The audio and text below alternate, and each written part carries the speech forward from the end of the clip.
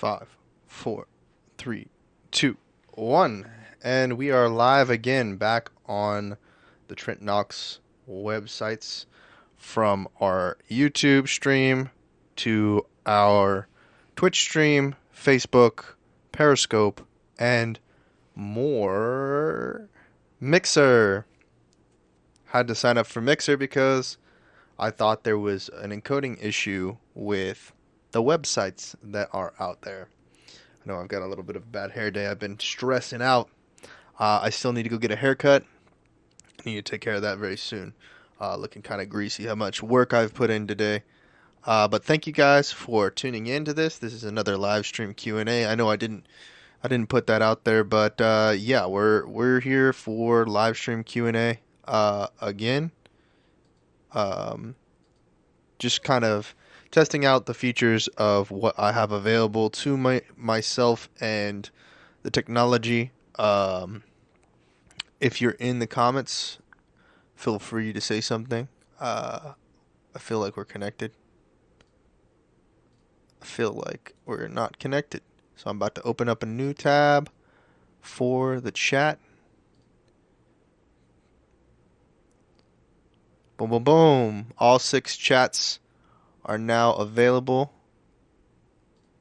Shout out to the Facebook viewership, as always. I know the light's changing. Wow. Light's changing. But as you can tell, let me turn on a light. So the light's on now. And don't look so bad. Yeah, the audio is definitely better because it's automatic on the JVC. I got the microphone hooked up, of course, and just streaming and testing features out. So I'm just going to be talking, and this will probably actually be the podcast that I put out. You know, this is the Trent Knox Show, episode 61. For the Anchor FM viewers, those of you listening in on the podcast rather than watching the video, I've been working towards building a professional live stream setup, and I think I finally got to it. I have a very, very good camera with the JVC GY HM250U.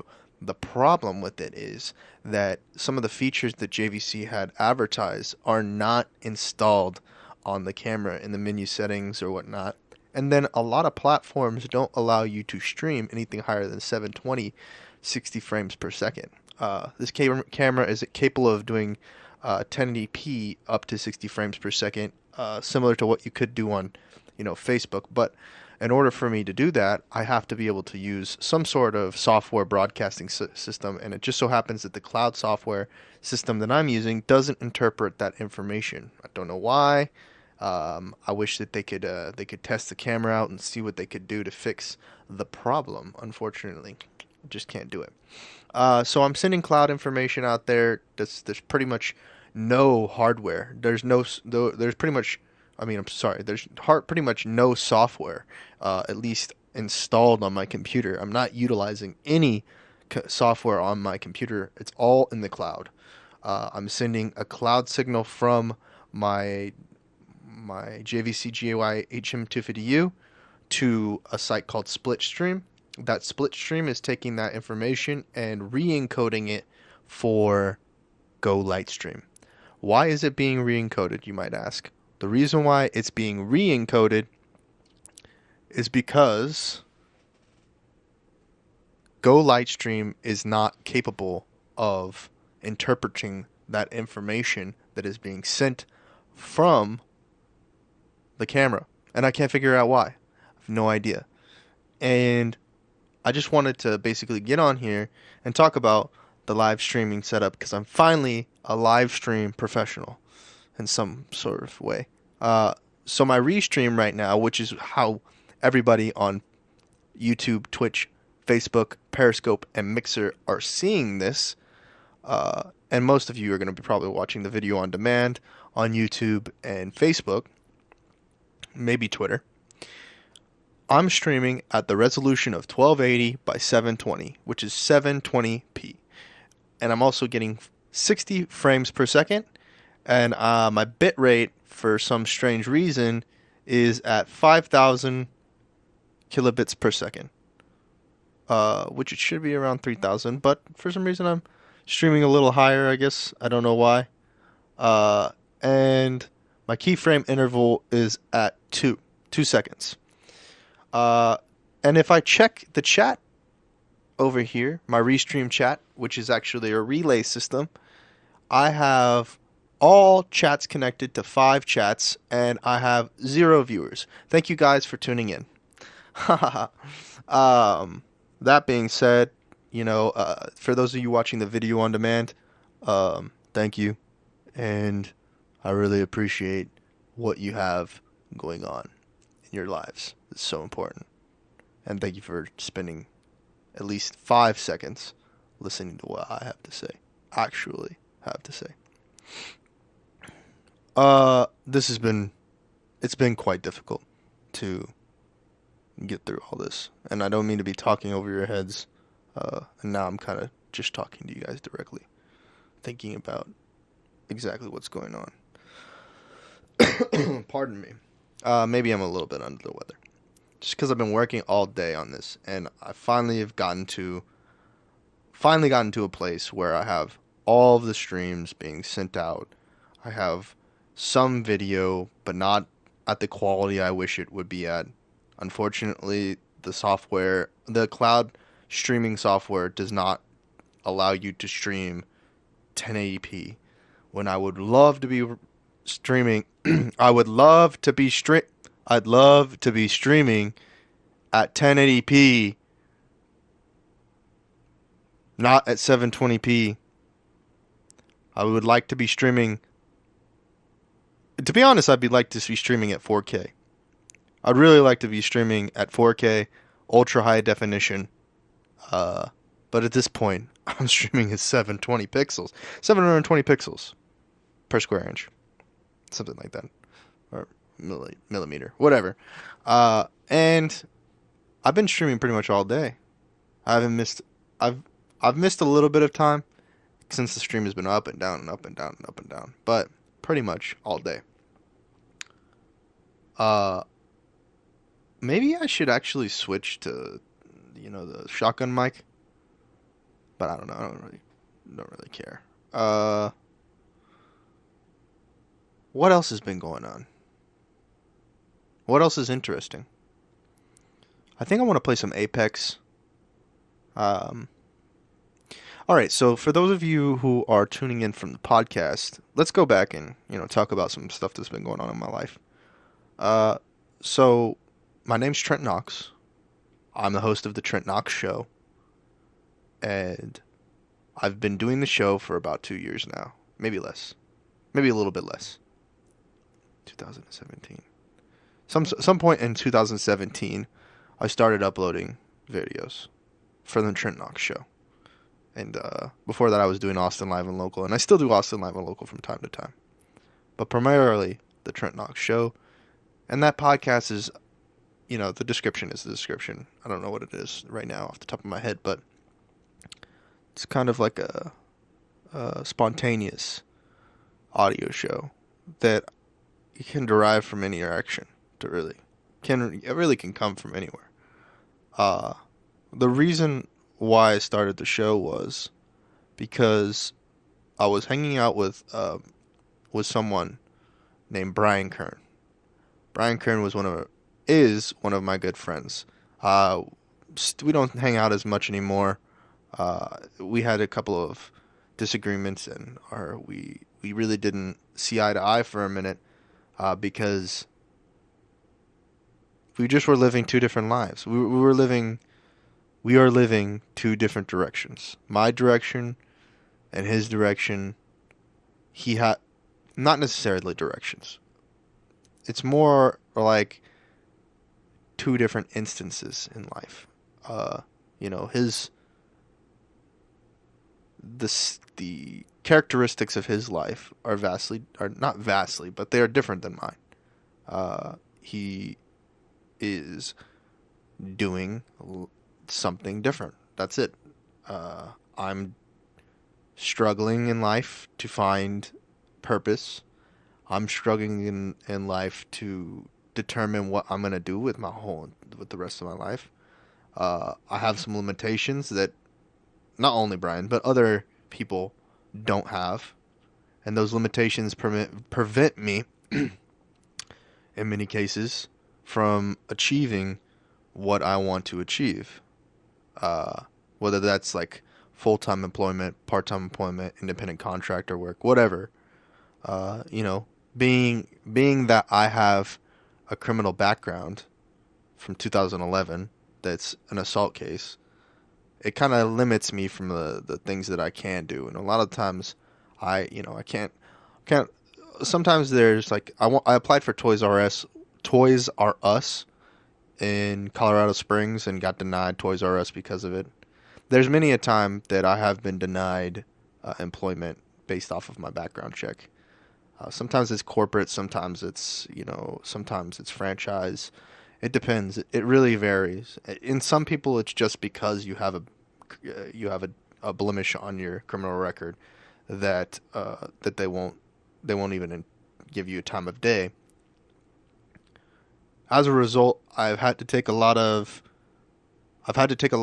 low income jobs that don't really utilize my skill set. You know, bartending, waiting tables, washing cars, driving cars, mowing lawns, selling things. A lot of just things that don't really utilize my skill set of, I'm like a amateur, or like not even an amateur. I'm a poor coder. I can code things on the internet. I'm able to like do like MySpace style stuff. Like I know how to manipulate iframes. Like that's pretty much about it. Yeah. Other than that, not a deep developer or anything like that, but kind of surface level UX and UI. I'm able to do live streaming, do RTMP stuff. I'm also capable of videography. I'm also capable of audio engineering to a certain degree. I wouldn't say I produce the best, but I do produce a quality that individuals could potentially listen to and enjoy. What else do? I do some graphic design. From time to time, I'll do some graphic design. Um, but yeah, so that's kind of like the backstory on Trent Knox. I did go to the University of Hawaii for filmmaking, and I studied independent filmmaking, and my emphasis was on independent producing and script writing. Um, what else? What else did I do? Uh, I was a videographer for the University of. Well, I didn't do this very long, and I kind of flaked out on it, and I feel bad, sort of feel bad. Also, it wasn't like I was a videographer. I was doing videography for the University of Hawaii football team. I was recording practices, and then they asked me to come and do some recording or like mixing with people who do the recording for the NCAA. And I chose to hang out with my friends instead of going to do that because I had no idea. I Not only did I have no idea, but I also didn't want to rub elbows and mess around and rub elbows with people. This is not my desire. It's not something that I was interested in doing. Just rubbing elbows and being, treated poorly for not being as successful as the other people. This is not something that I'm interested in. I'm not interested in walking into a room with people that are just going to be belittling you or me or anybody. To be honest, I wish things were just, I don't know. I wish they were more simple. Anyway, so I did that. I was a videographer for the practice of the University of Hawaii Manoa football team. And then after that, I did an internship with CBS on the set of Hawaii Five-O, and that was in the fourth season that I did the internship with Hawaii Five-O, and I really enjoyed doing that. But I was only a production assistant, and it really didn't.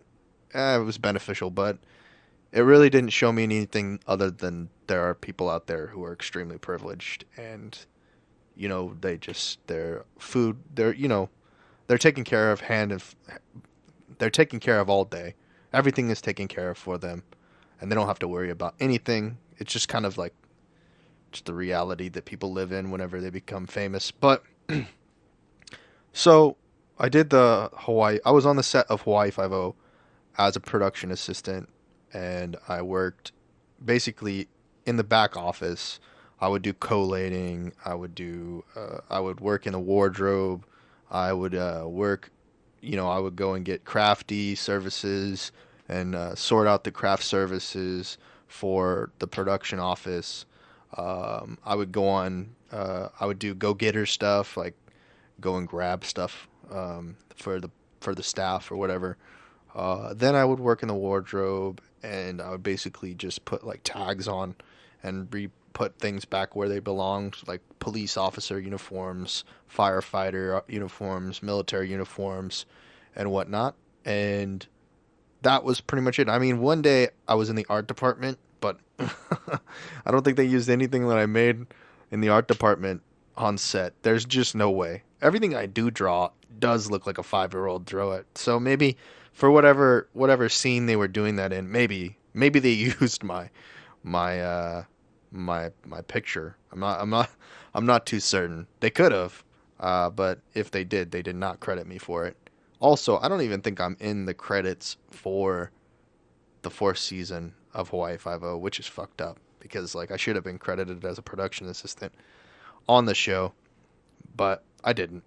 So, and also I did not sign the release form. But that's neither here nor there. I was on the show, and it was fun. Then I think the next semester or the same semester, one of the semesters around that time frame, I was the gaffer on a student film in our third level of production called Hetero. It's on IMDb. That's the only thing I'm credited for on IMDb. It's a basically on IMDb. It says that Trenton Knox was the gaffer for the student film Hetero. It's about a young boy that was struggling in a world in which the sexual orientation is in opposition of the reality that we live in, where homosexuality is the norm, and the boy is a heterosexual in a homosexual world, which is very bizarre because there was whole there was whole backstory about how essentially that the two fathers had to have some sort of donor in order to have the kid. But anyway, neither here nor there. So then I graduated from college from the University of Hawaii in 2015, and I moved with my parents because I was living with my parents in Hawaii. Moved with my parents to Colorado, and I was completely useless for quite some time. I was quite useless as a human being, and I couldn't wrap my head around what would happen after I was done attending school. What do you do? I lived a life that was primarily being in a school setting and not being required to do very much other than study.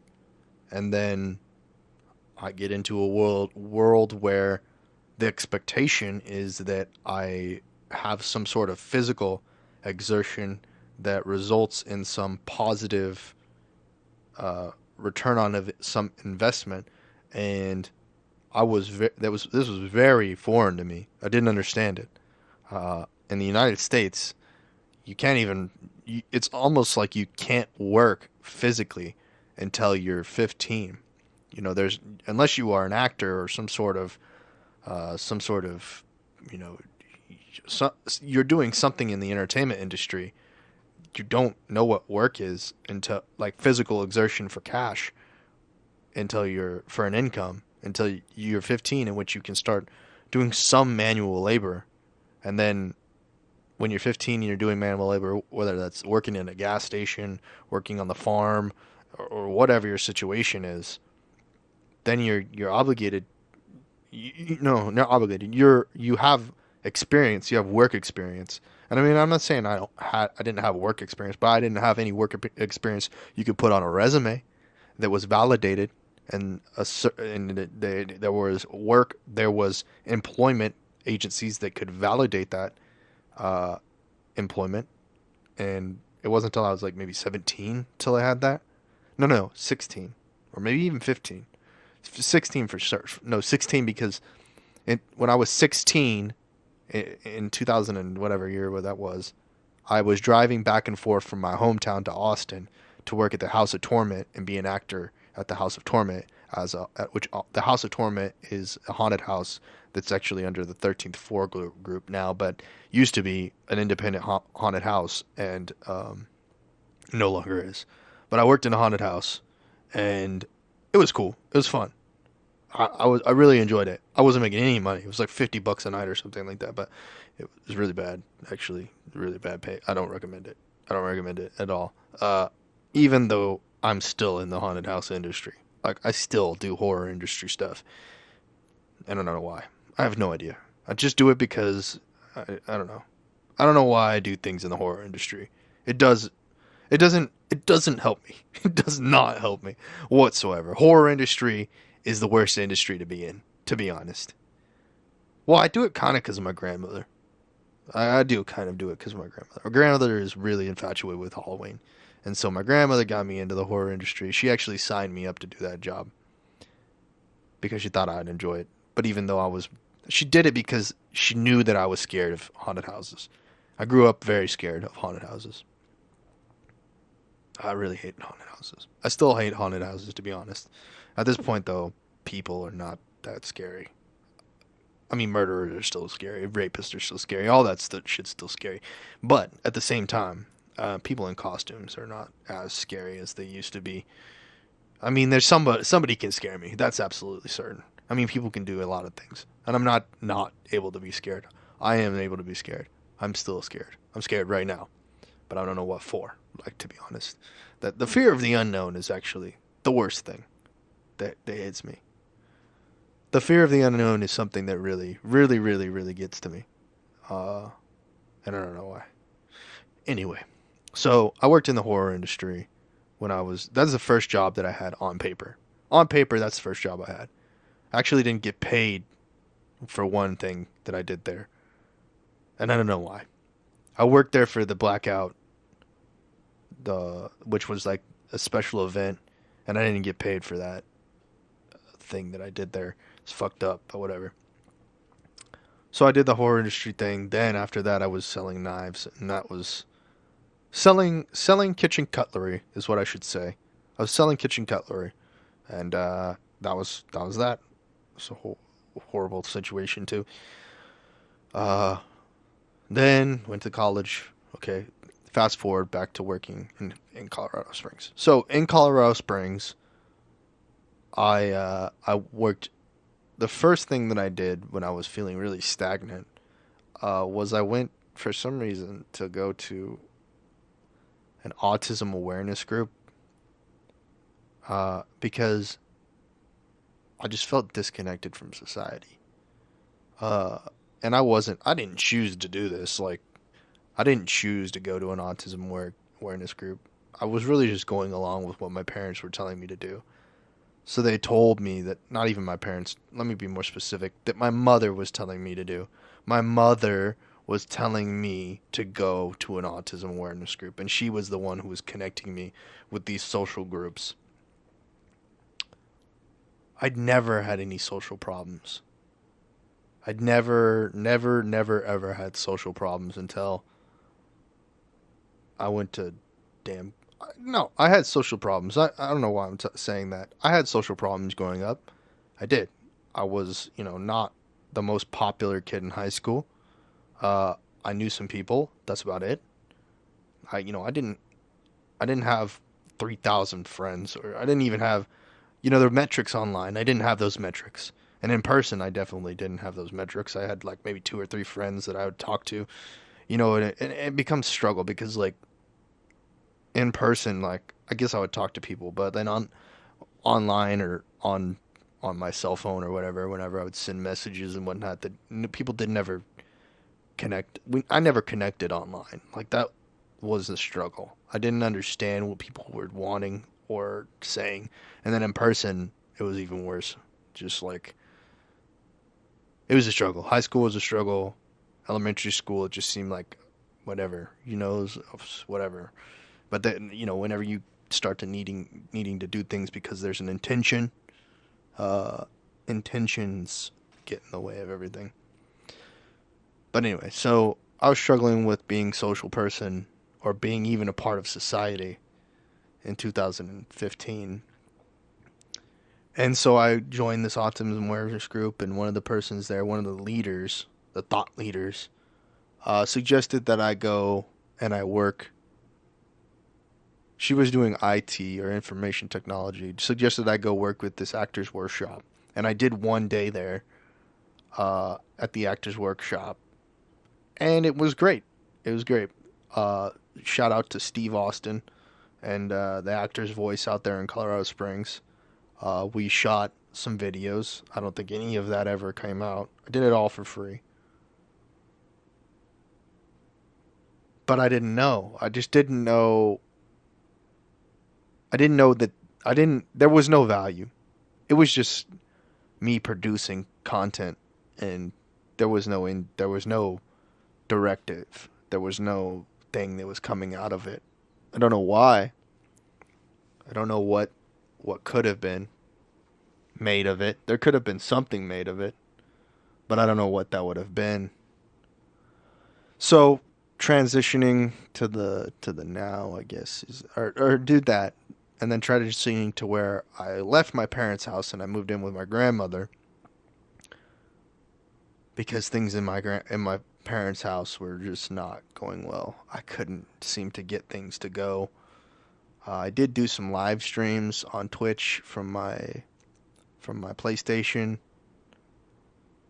and I enjoyed, I guess, to a certain degree, live streaming, and that's how I got to the point that I'm at today. Is that I was doing live streams from my PlayStation to where now I'm getting to the point at which I have everything that I want pretty much set up. My setup is the place that I want it to be at. Obviously, it could get better, uh, but it's pretty close to where I want it to be at. It's pretty close. I have all the pieces. I have all of the pieces. The issue is that I don't know what to do with them. I don't know. I don't know how I can help other people. I don't know. I have the video, I have the music, I have the gaming, I have everything. I have everything that a person could need to be successful. I have the ninjas mentality. I have all of that. I just don't know what to do with it. Really don't. I think that I need to spend a little bit more time thinking about this. Just, I really appreciate all of the help that I get from my parents, my family, my grandmother, everybody. I really appreciate everything. And I think that appreciation in many times actually is what limits me, is because I'm thankful and they're not reciprocating with the acknowledgement that I'm thankful. Or uh, minus the family thing. Like, I'm grateful for anybody who watches my content.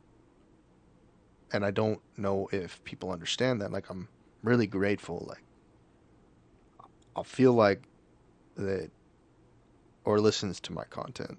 I feel like what I get from it is a validation.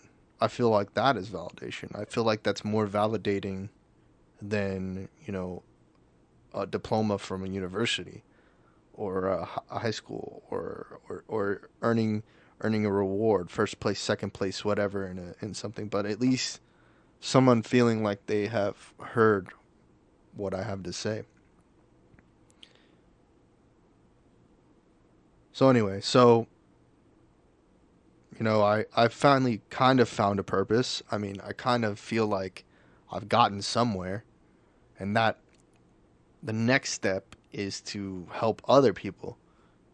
And now that I've gotten somewhere, and personally, I feel like I'm in a place that the next step is really just helping other people do the same thing that I've done. Is found the person who I am. I know who I am now.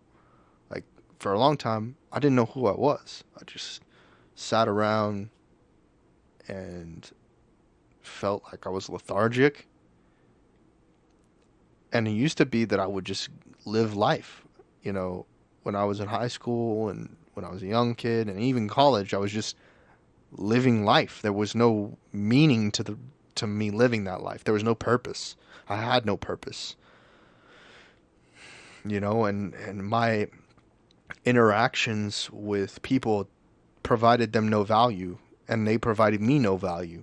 It was nothing. There was no existence. No that's and that was just like life. That was life for me. Now I feel like when I interact with people, I get something from that, and they get something from that.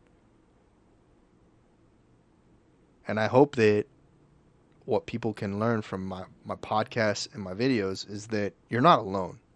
No one's alone. Even if you're streaming to zero viewers, you're not alone. There's other people in the same situation as you, struggling to get by or struggling to make that next make it to the next step. And if you need help out there, just leave a comment below and let me know how I can help.